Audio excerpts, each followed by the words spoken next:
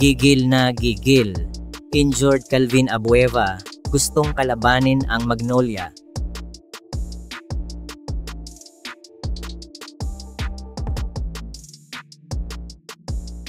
Mga ka-hoops, may isang beast na naghihintay sa kanyang pagkakataon para gumanti. Injured man, ang apoy sa kanyang puso ay hindi mapatay. Ito ang kwento ng gigil ni Calvin Abueva na makalaban ang kanyang dating team, ang Magnolia Chicken Templados. Ayon sa isang artikulo, kahit injured ang hamstring ni Abueva, nagpakita pa rin ito sa ensayo ng Titan Ultra Giant Risers noong Lunes. At ang sabi ng isang miyembro ng coaching staff, gigil ang beast, isang simpleng salita na naglalaman ng napakalaking kahulugan.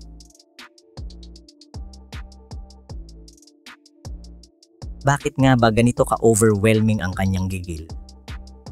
Ayon sa mga insider, meron siyang axe to grind, isang personal na issue laban sa kanyang former team, Magnolia Chicken Templados.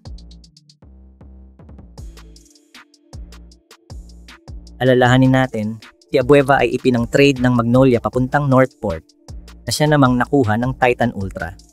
Isang trade na hindi nga naging maganda ang reception, hindi lang kay Abueva, kundi pati na kay San Miguel Big Boss Ramon S.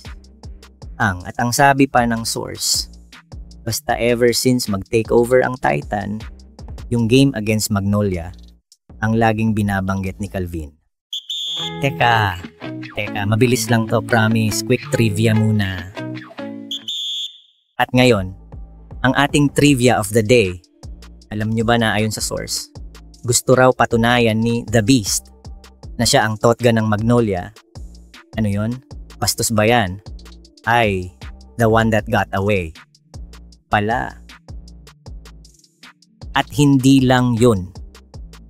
Ang bigat raw ng trade na ito ang nag-udyok kay Boss RSA na bigyan ng pink slip si Magnolia coach Chito Victolero.